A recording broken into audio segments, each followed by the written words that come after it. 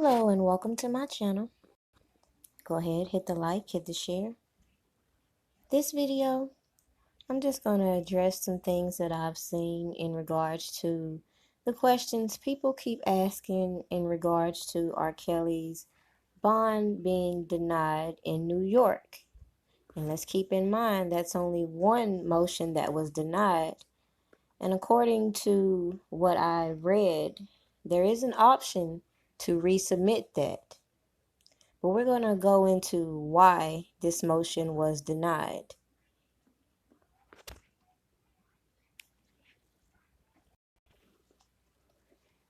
Now, we already know that Tekashi 6ix9ine, who was convicted of RICO charges and soliciting someone to murder someone and ended up cooperating with the federal government, we already know he was released early and used this coronavirus as the reason.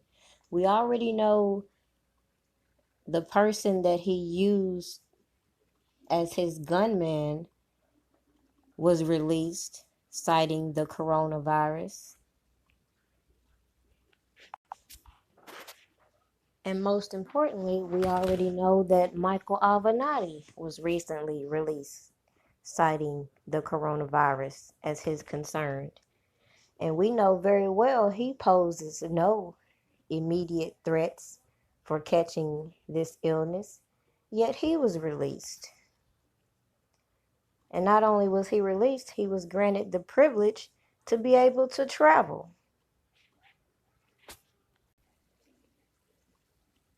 So let's go back to what the reports say, the reason why R. Kelly was denied his motion. According to the judge Ann Donnelly, she disagreed, noting that there have been no reported cases of covid-19 among Kelly's fellow inmates in Chicago. While I am sympathetic to the defendant's understandable anxiety about COVID-19, he has not established compelling reasons warranting his release.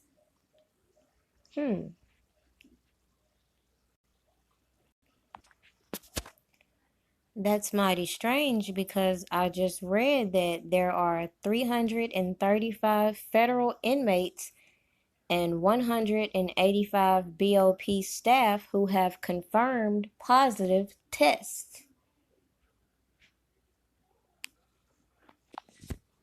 And of course, there's a growing outrage for people being released from these prisons, as many researchers have continuously stated how these prisons are breeding grounds for this illness.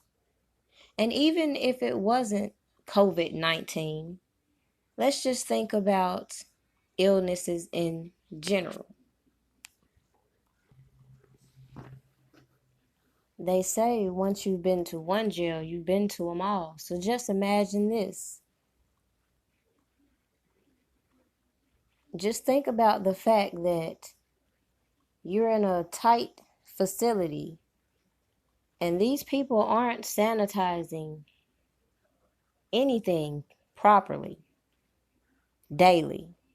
Not the phones, not the tables, not the bathrooms, nothing. A lot of the times you're put in these facilities and you don't even have socks to put on your feet. So just think about the bacteria that is on your feet alone. Not to mention the mold that is ever present, that is never addressed.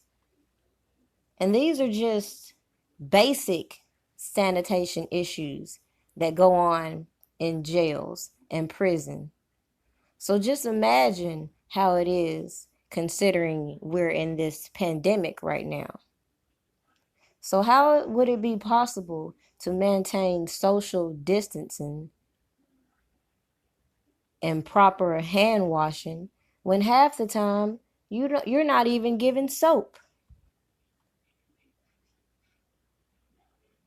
In most jails, they don't have soap dispensers by the stalls in the bathrooms.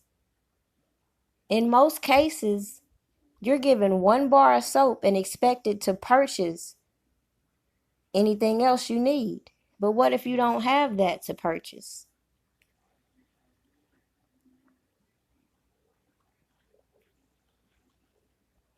Oh, and to top it off, you're drinking toilet water? So just put all these factors into place for a man who is presumed innocent, who has to be subjected to these living conditions.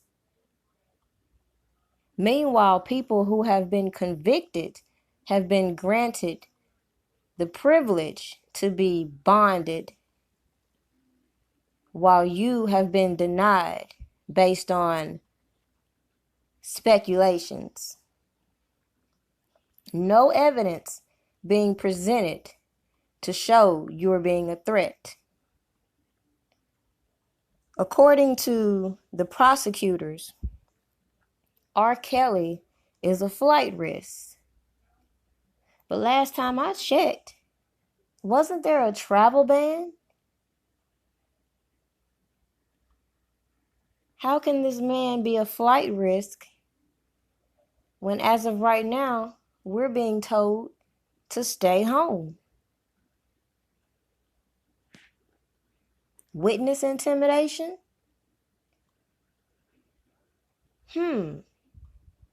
Why isn't anyone bringing awareness to this judge how these so-called witnesses are all over social media bringing attention to themselves?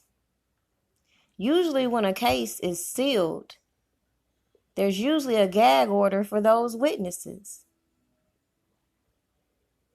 So my thought process is, if these witnesses keep proclaiming they're being intimidated via social media, why isn't the prosecutors ordering them to stay off of social media?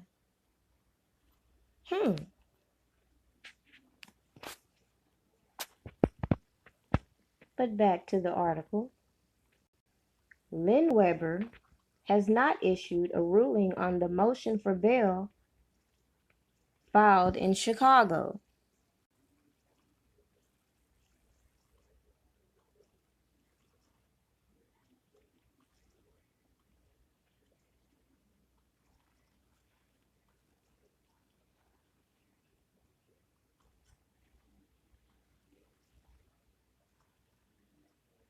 Donnelly says that court proceedings are likely to be postponed thanks to the virus. Yet again, she so comfortably found it unnecessary to grant this man, who's presumed innocent, bail based on testimony from uncredible witnesses. And we'll get into those witnesses later on in the video.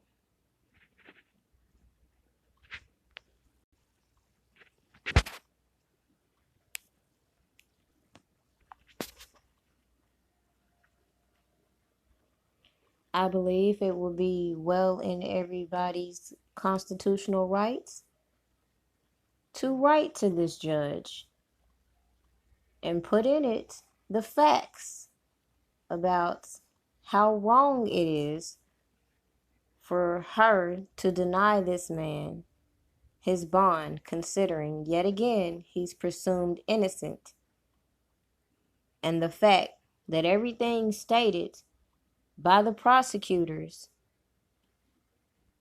is bullcrap in so many words, such as, number one, the prosecutor stating that the defendant poses a serious flight risk?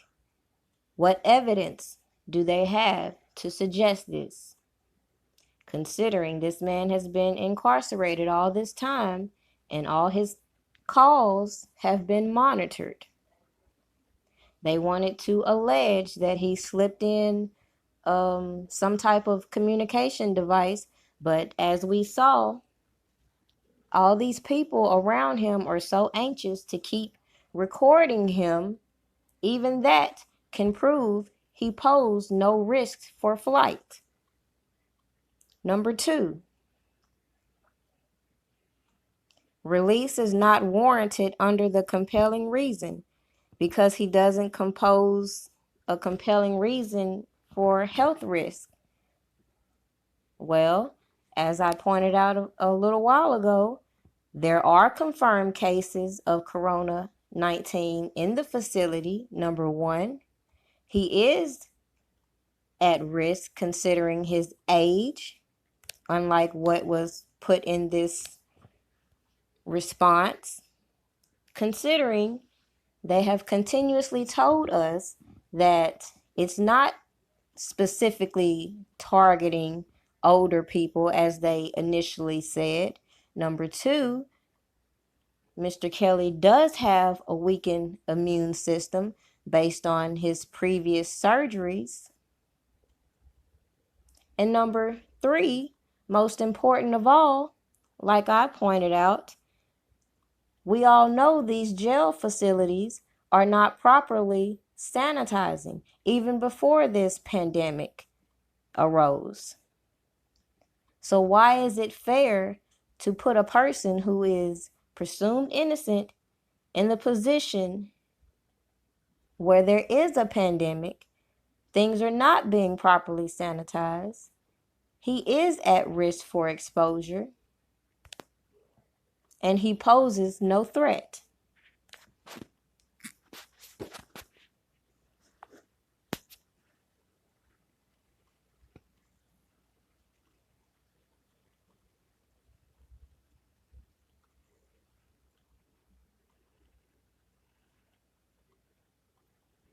One thing's for certain is they definitely need to ensure that when they resubmit this motion, that they have the doctor's signature and recommendations attached.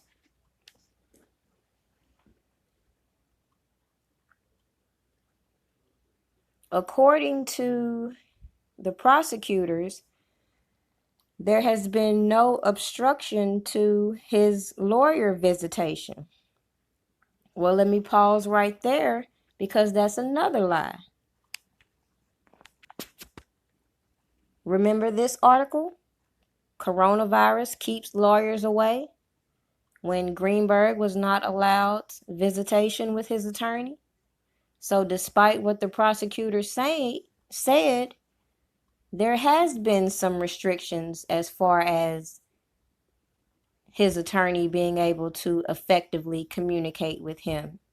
And considering that he does have disabilities, that poses fundamental challenges to his case. They go on to say, all newly arriving inmates are screened and those showing symptoms are tested. But what about those who have come in right before and those people who aren't showing symptoms, who are still carriers? Does that not matter to the prosecutors?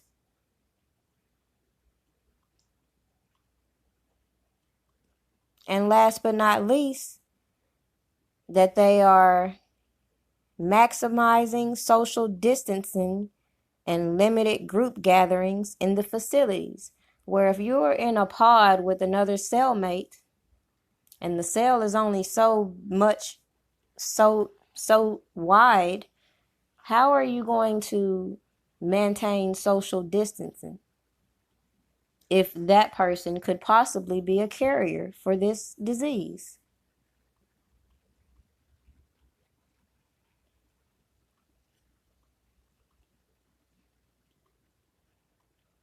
They go on to say, all those inmates, including the defendant, are permitted to take additional steps to self-seclude by remaining in their cells. So, if you're on lockdown for 23 hours and you get out 1 hour, you have the option to stay in your cell for 24 hours a day, the whole time you're there. In short, the staff is monitoring the status of the COVID-19 virus and is taking emergency steps to ensure the safety of its staff, inmates, and the public.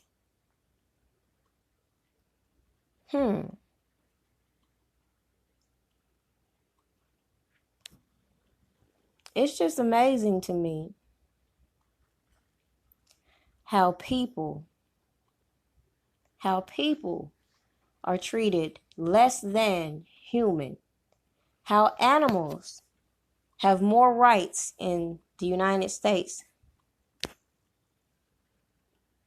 than humans.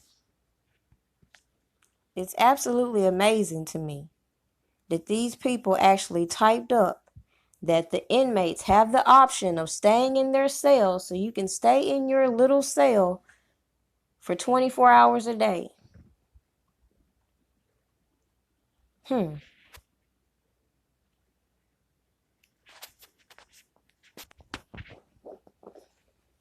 These people want to keep on talking about how there's witness intimidation.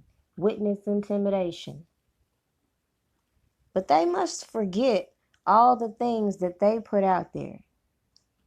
And even when it comes to the so-called messages that they call themselves receiving, those messages can easily be traced. And the people sending those messages can easily be held accountable. Instead of trying to make it appear that R. Kelly is intimidating people he has no contact with. Meanwhile, these people continue to slander his name and deliver hate speech across the internet, provoking the people that do care about this man to respond.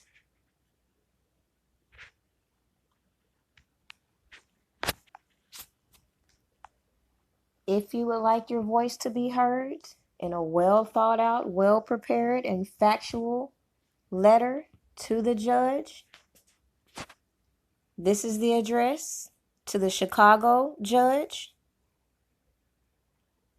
Harry D. Linweber, 219 South Dearborn Street, Chicago, Illinois, 60604. Be sure to pause this, screenshot it.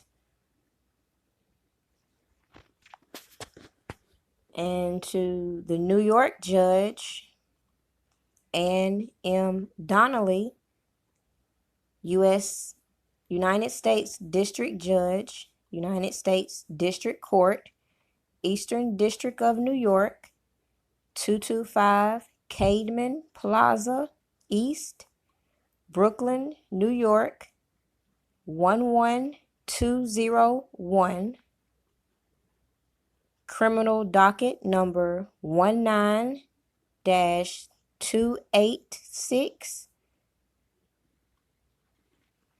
5-3, 8 MD, I don't know if you have to include all that, but I'm just telling you just in case.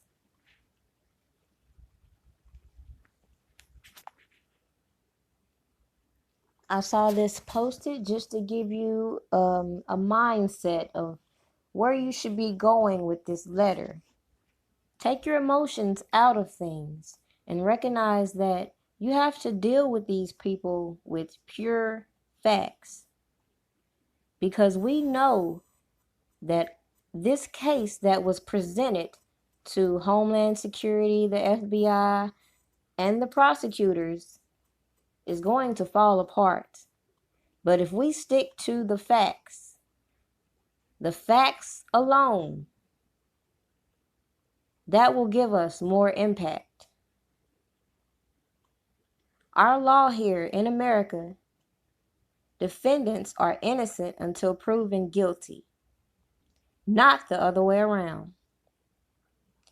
The presumption of innocence guarantees that the accused has the benefit of doubt, which has to be declared in the final decision by a fact finder.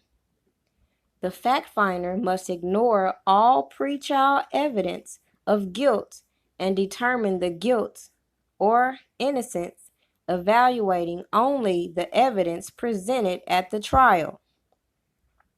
What that says is, regardless what Michael Avenatti or any other person has proclaimed they have as evidence, does not matter. At the end of the day, this man has not been found guilty. Therefore, he is presumed innocent, and that implies he should not be treated guilty. But the reason they're keeping him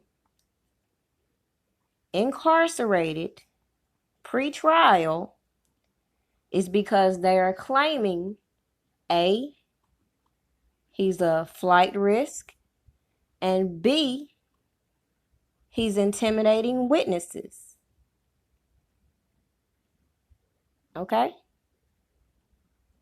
So, my advice is for those that like to keep engaging with the other side, disconnect. I've said from the beginning, these people are not doing anything but playing with you, baiting you.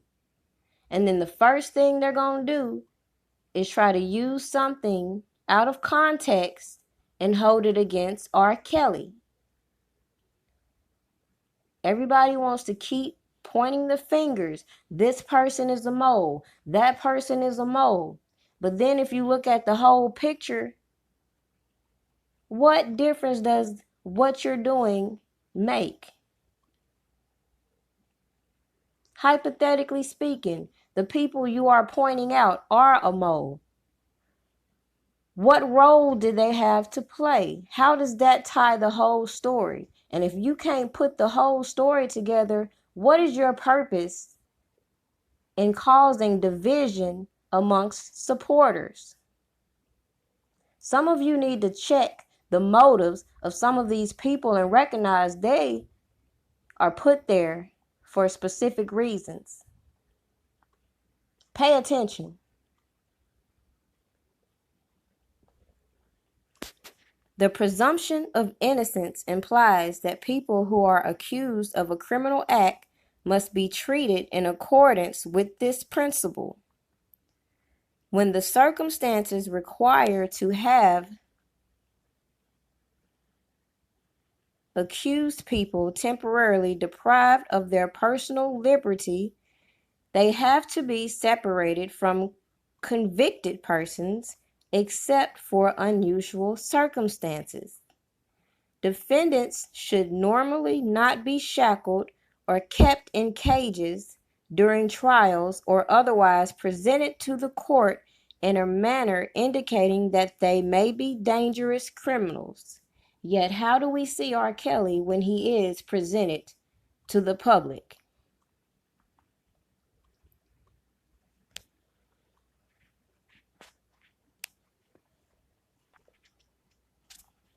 Some of you are so caught up in your emotions, you're missing the bigger picture.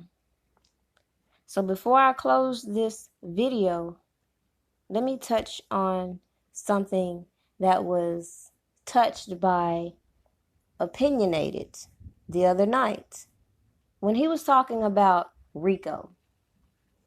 So we see R. Kelly being charged with this RICO. And if you just look up RICO and look up the circumstances and why you are charged with RICO, you will come to find that in order to be charged with the RICO, you will have to be labeled an enterprise. Now, If you will go over R. Kelly's indictments, you will notice this term being used. But who's the real enterprise? Ask yourself that question.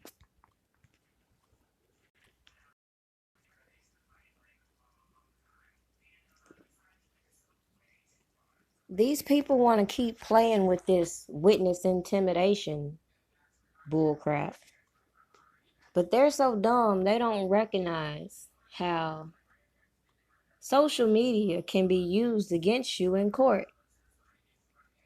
So all these so-called witnesses, as we've seen throughout this last year alone, have left damning evidence.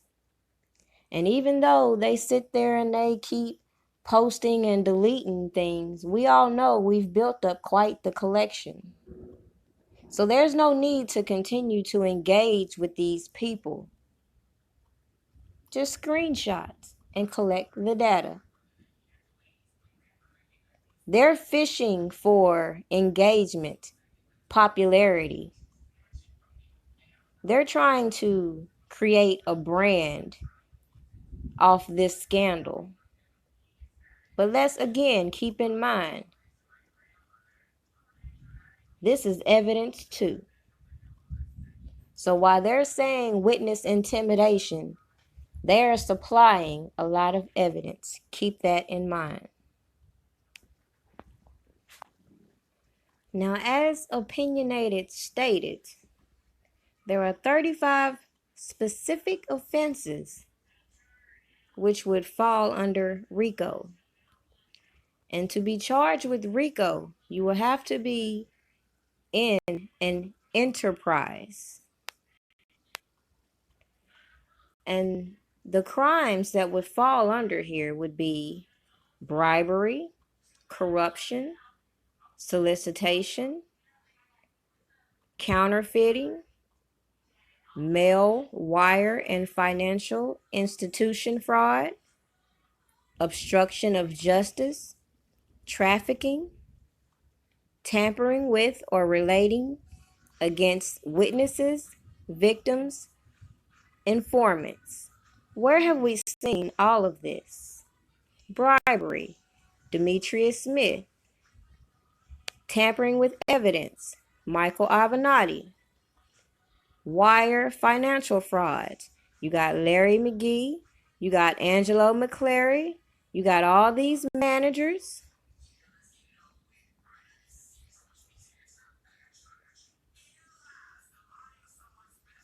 You can go on and on with all these so-called witnesses that they claim to have. So it makes you wonder, have they struck a deal for immunity with these people? Because it's going to be hard to sell these people such as Lisa Van Allen, Tracy Sampson. It's going to be hard to sell these people as legitimate witnesses. Demetrius Smith, Michael Avenatti, it's going to be hard to sell these people as witnesses when all of them have engaged in RICO-like activity.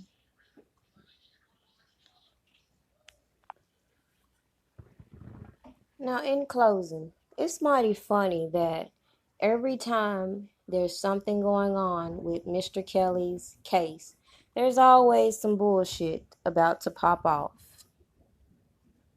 Now, I'm not here to defend nor point the finger at this defense fund, because at the end of the day, I saw one link, the very same link, being shared from the beginning. So to go down here and see that allegedly people have been sending money to this fake account is beyond me.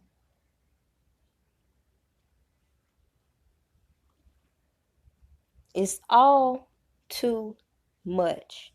When at the end of the day, I said from the beginning, if money is a touchy subject for you, there's other ways you can help. You can be writing your state representatives. You can be writing your local personalities. You can be writing people, presenting the facts of this case, trying to see what you can do physically. It's more that you can do besides donating money. If it's going to have you going back and forth with people for months over something that is crazy, I don't even understand how people wouldn't even look at this and notice something ain't right if you donated to this. But if you ask me, my personal opinion, there's more to this than this PayPal. Now, as I said a long time ago, R. Kelly didn't trust too many people.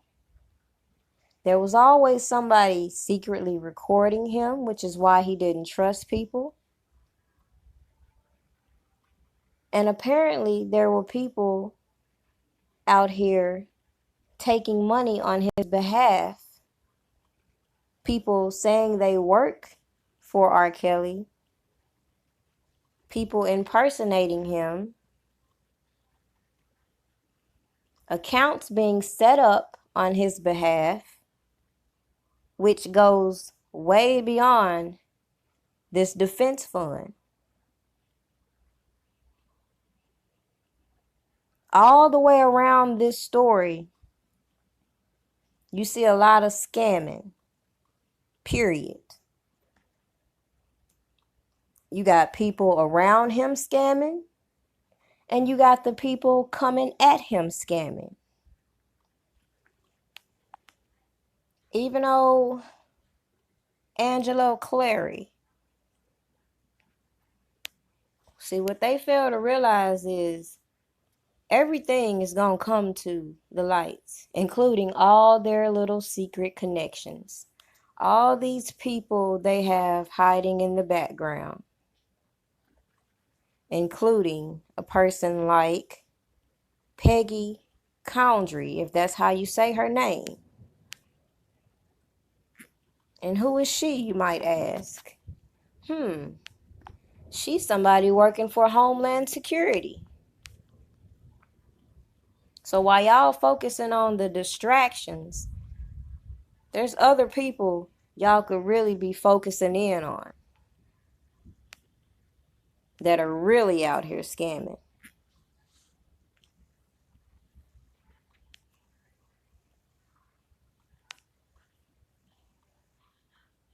How about those setting up the fake LLCs, getting government assistance and things like that? How about that?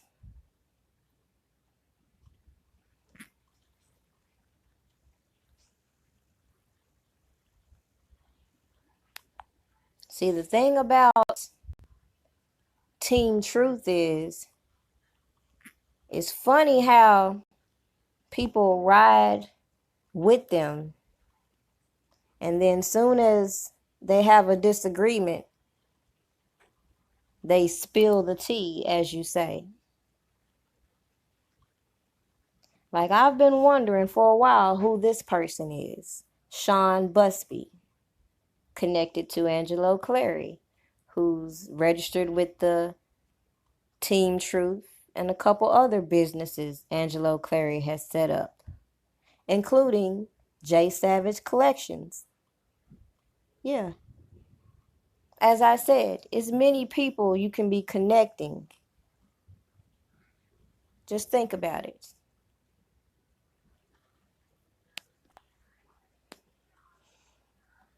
The next video I'm going to put out is going to be connecting the dots between Wayne Williams, Linda Minch, Diana Copeland, and a couple of other people who, I guess you could say, left when the storm came.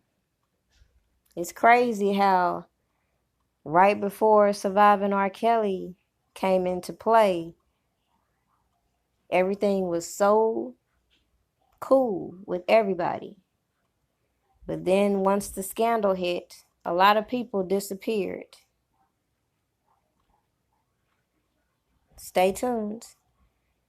And, oh, by the way, I plan to do a virtual shower, as I've said before, and I will keep you updated on the date. But in the meantime, I did want to say that I do generally appreciate all the gifts that I have gotten from those that have purchased from the Amazon Registry.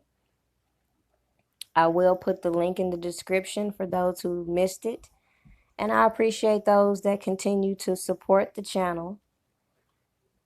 I expected to be uploading more videos being home, but this little baby is kicking my ass. So just be patient with me and just know that even when I'm not posting, I'm still researching. Have a good night.